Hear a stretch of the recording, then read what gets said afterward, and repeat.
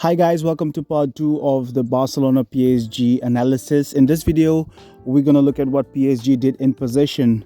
If you didn't watch the Barcelona in possession, I highly suggest you should go and watch that because then you can have context of what happened in this video. So let's get right into the video. Subscribe is always going to help us a lot, but let's start. As pretty much expected, Barcelona didn't really press PSG full on, but you did see Gundogan joining Lewandowski, and Barcelona kind of had like a 4-2-4 situation going on here.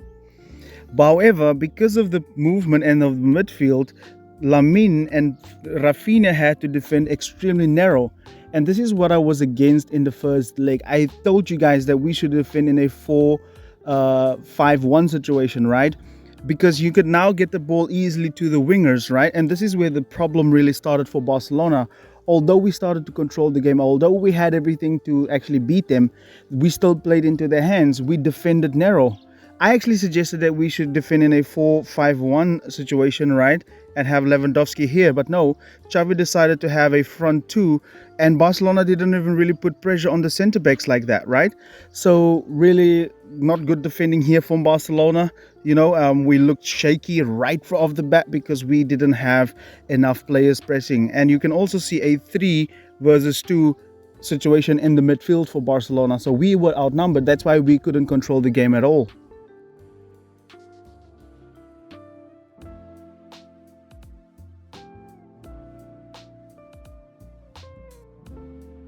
The main tactic of Luis Enrique, however, was to not let Barcelona pin his centre-backs in order to free them up so that we don't control or affect their ball circulation. And there's just two moves that he achieved this. He had Ruiz go up behind Pedri in order to pin him back. And then Vitinha and Zaire Emery form like a double pivot because he knew that Gundogan is going to join Lewandowski. This forced Lamine to come closer in order to pick him up. And therefore Hakimi went in there and also pinned back Rafinha. So Barcelona was really forced to leave Dembele open, and the ball circulation then could easily go to Dembele and get him in one-on-one situations.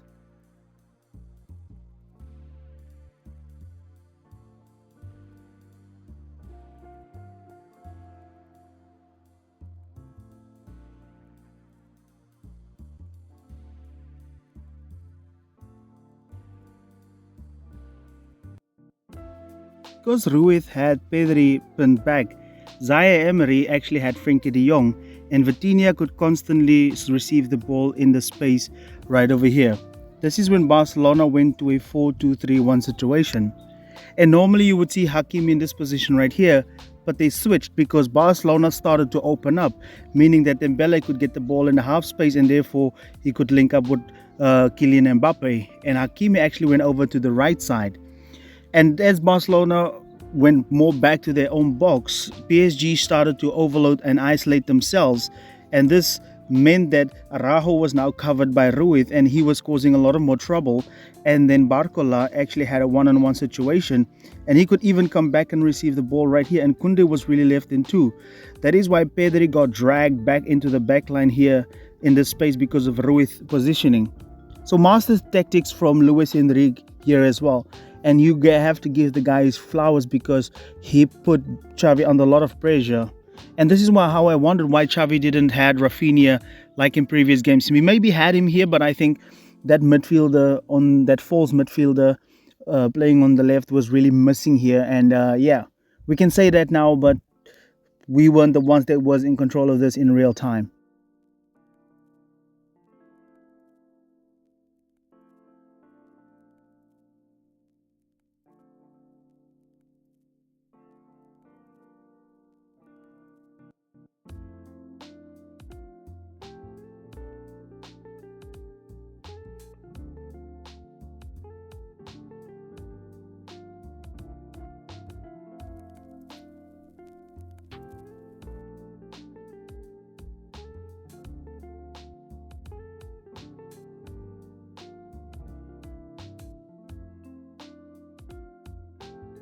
After the red card, Xavi actually had Lewandowski go into the position here to defend.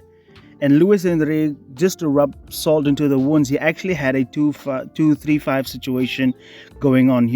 That was basically to draw these guys out of position right here, so that the passing lane to the free eights now open up. You saw that Dembele actually had insane amount of chances, with this tactic actually. And you also saw that Hakimi also came in here, and Dembele went over to the wide side. This is now how PSG came more closer and closer to isolate Barcola and Dembele with Barcelona's fullbacks, right? And this is where we couldn't go forward, and this damaged our tactics severely, because they would play closer and closer, so that Barcelona had to remain centrally, and the circulation for PSG were not stopped.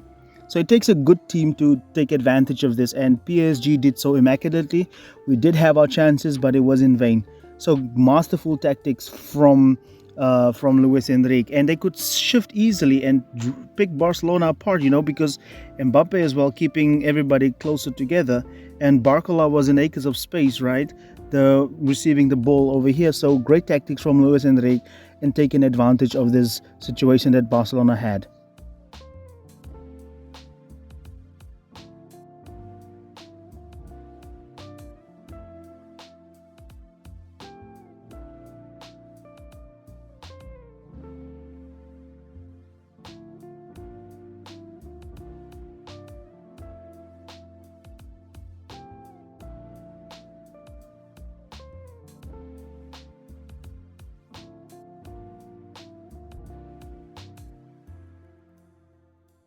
That's really about it from PSG. They started to come alive after the red card. Not a lot of tactics to talk about.